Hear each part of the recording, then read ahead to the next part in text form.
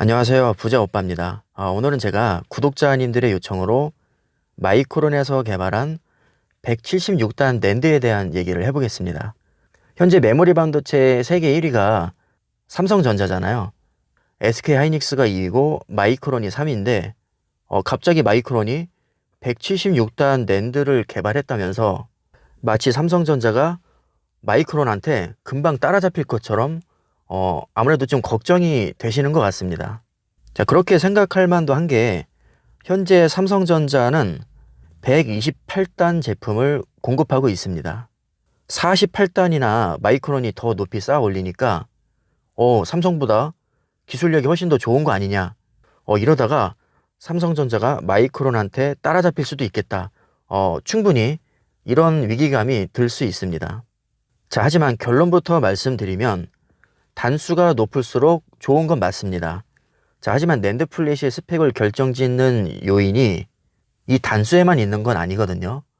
중요한 요소이면은 분명하나 수많은 다른 요인이 많이 있기 때문에 단지 단수를 높이 쌓는다고 해서 삼성전자보다 기술력이 좋다고 그렇게 말할 수 없습니다. 자, 비록 삼성전자가 현재는 128단을 양산을 하고 있지만 7세대 V낸드도 양산 계획을 밝힌 적이 있고요. 아직 정확하게는 알려지지 않았지만 100단 후반대가 될 것이라고 전망을 하고 있습니다. 제가 예전에 192단이라는 기사를 한번 본 적이 있는데 아마도 192단이 유력합니다. 아직 공식적으로 출시를 하지 않았을 뿐이지 192단의 기술력은 이미 완성을 했다고 봅니다. 자, 물론 삼성전자가 192단을 바로 출시하지 못한다고 해서 엄청난 타격이 있는 것도 아닙니다. 단수 하나만 보고 사람들이 막 사지 않거든요, 절대로. 자, 그래서 이것을 확대 해석하실 필요는 없습니다.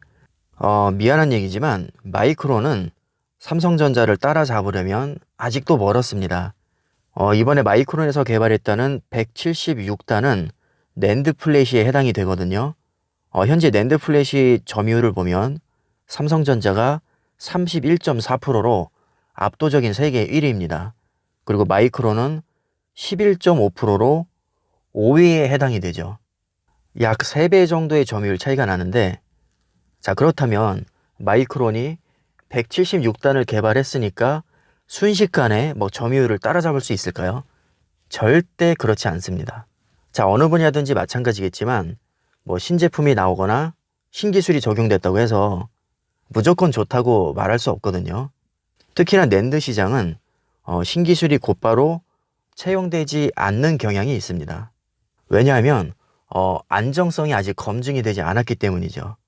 그래서 아무리 좋은 기술이 적용됐다고 해도 검증되기까지 시간이 걸리기 때문에 그동안에는 이미 오랜 시간 동안 검증된 제품을 주로 사용을 합니다. 심지어 삼성전자와 SK 하이닉스에서 오래 전부터 공급을 해온 128단조차도 아직까지 주력으로 자리 잡지 못했습니다. 세대 교체가 신제품이 나온다고 해서 뚝딱 이루어지는 것이 절대 아닙니다. 128단조차 아직까지 완전히 자리를 잡지 못했는데 176단 이제 막 나왔다고 해서 바로 막 갈아치우고 점유율 팍팍 올라가고 이런 일은 일어나지 않습니다. 자, 전문가의 말에 따르면 마이크론과 삼성전자, SK 하이닉스의 낸드 적층 기술력은 큰 격차가 없다고 보고 있고요. 낸드는 적층 단수 외에도 솔루션이나 컨트롤 IC, 기타 등등 품질을 결정짓는 요인이 상당히 많기 때문에 어느 한 부분이 조금 뛰어나다고 해서 시장 점유율을 급격하게 뒤집을 만큼 임팩트가 없다는 겁니다. 자, 그럼 도대체 이 낸드 플래시라는 게 정확히 뭐고 적층 기술이 낸드 플래시에서 얼마나 중요한 요소인지 한번 살펴보겠습니다. 자, 일단 반도체를 크게 두 개로 한번 나눠 보겠습니다. 비메모리 반도체와 메모리 반도체가 있는데요. 비메모리 반도체는 CPU처럼 연산과 명령 기능을 하는 것이고요. 메모리 반도체는 단순 저장만 하는 겁니다. 비메모리 반도체 세계 1위는 인텔이고 메모리 반도체 세계 1위가 바로 삼성전자입니다. 그리고 이 기사의 주인공인 마이크론은 메모리 반도체에서 세계 3위를 하고 있는 기업입니다. 메모리 반도체는 또 크게 두 가지로 분류할 수 있는데 D램과 낸드 플래시입니다. 오늘 기사에서 다루고 있는 것은 낸드 플래시에 해당이 되죠. 간단히 말씀드리면 D램은 휘발성 메모리고요. 낸드 플래시는 비휘발성 메모리입니다. 휘발성 메모리라는 것은 날아간다는 뜻이죠. 전원이 차단되면 데이터가 그냥 날아가는 겁니다. 비휘발성 메모리는 전원이 차단돼도 데이터가 날아가지 않고 그대로 보존이 되는 특성이 있습니다. 이 낸드 플래시를 기반으로 우리가 저장 장치를 만들어내는 것이 바로 우리가 알고 있는 SSD라는 겁니다. SSD는 노트북에도 들어가고 우리 데스크탑 PC에도 들어갑니다. 그리고 데이터 센터나 클라우드 서비스에도 많이 사용이 되죠. 자, 그런데 문제가 뭐냐면 세상이 너무나 빠르게 발전하다 보니까 데이터가 넘쳐납니다. 그래서 저장 공간도 점점 많이 필요하게 되었고 이 용량을 늘리기 위해서 수직으로 쌓아 올리기 시작한 겁니다. 예전에는 1단만 쌓아도 그렇게 큰 문제가 없었어요. 자, 그래서 넘쳐나는 데이터로 인해서 용량을 늘릴 필요성이 생겼고 평면으로 늘리자니 공간을 너무 많이 차지하고 그렇다고 고용량 직접화를 하자니 이것도 기술의 한계가 있고 그래서 생각한 게 위로 쌓아 올리자였습니다. 처음에는 쌓아 올리는 게 그렇게 어렵지 않았습니다. 24단, 48단, 96단 이런 식으로 점점 적층 기술이 발전하다가 최근에는 128단까지 온 것이고 그런데 여기서 마이크론이 갑자기 176단을 출시하면서 삼성전자를 깜짝 놀라게 한 겁니다. 나머지 조건이 모두 동일하다면 단수는 높을수록 좋은 게 맞습니다. 자, 하지만 낸드 플래시 기반의 SSD 스펙을 결정짓는 요인은 생각보다 정말 많습니다. 자, 그러니까 한마디로 이 적층 단수는 SSD 스펙을 결정짓는 수많은 요인 중에 하나일 뿐인 거죠. 예를 들어서 낸드 플래시의 메모리 타입도 아주 중요합니다. 메모리 타입이라는 것은 한 셀당 몇 비트를 저장하느냐에 따라 구분이 되는데요. SLC는 셀당 1비트, MLC는 셀당 2비트, TLC는 3비트, QLC는 4비트씩 저장합니다. 셀당 1비트만 차지하는 SLC가 가장 좋은 것이고요. 셀당 4비트씩 저장하는 QLC가 가장 성능이 구립니다. 얘는 수명도 되게 짧아요.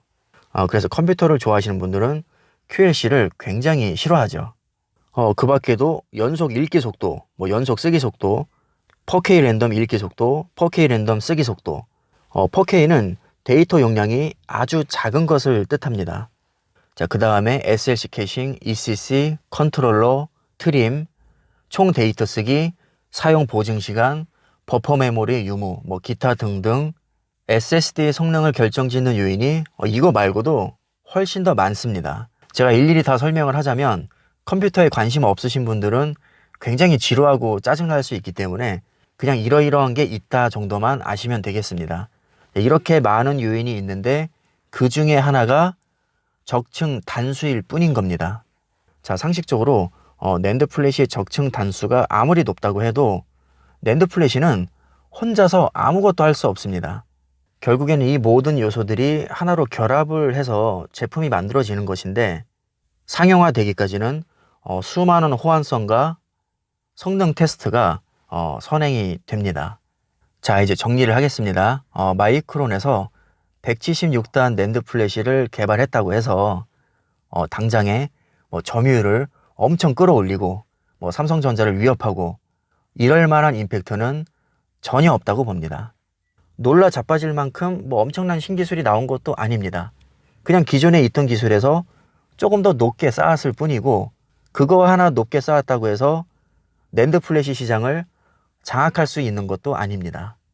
그래서 이게 삼성전자에게 엄청나게 위협이 될 만큼 강력한 무기라고 생각하기에는 아주 큰 무리가 있고요.